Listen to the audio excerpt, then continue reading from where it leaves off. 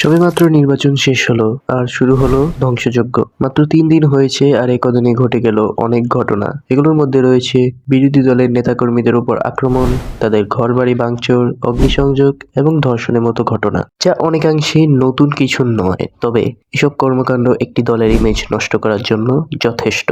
শুধু তাই নয়, নির্বাচনের পর দিন চাঁদাবাজি সহ একজন 10 বছর বয়সী ছেলেকে মারধর করার মতো ঘটনাও ঘটেছে। মূলত দিনটি ছিল শুক্রবার। জুমার নামাজের আগে ওই ছেলেটি রাস্তায় চলার পথে সাথে রেখেছিল একটি শাপলাকলির ব্যাজ।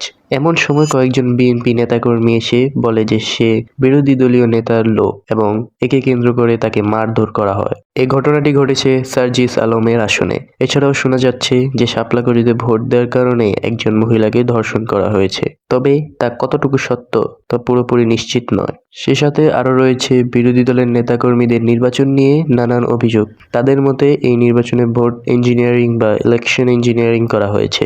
এখন একটি দল বিজয়ী হওয়ার পর সরকার গঠনের আগেই যদি এমন কাজকর্ম করে, তবে ভবিষ্যতে টিকে থাকা তাদের জন্য খুব কঠিন হয়ে পড়বে, যেমনটি হয়েছিল আওয়ামী লীগ সরকারের সাথে। তাহলে বিএনপি কি সেই একই পথে হাঁটছে? এ নিয়ে আপনার মতামত কি? অবশ্যই জানান।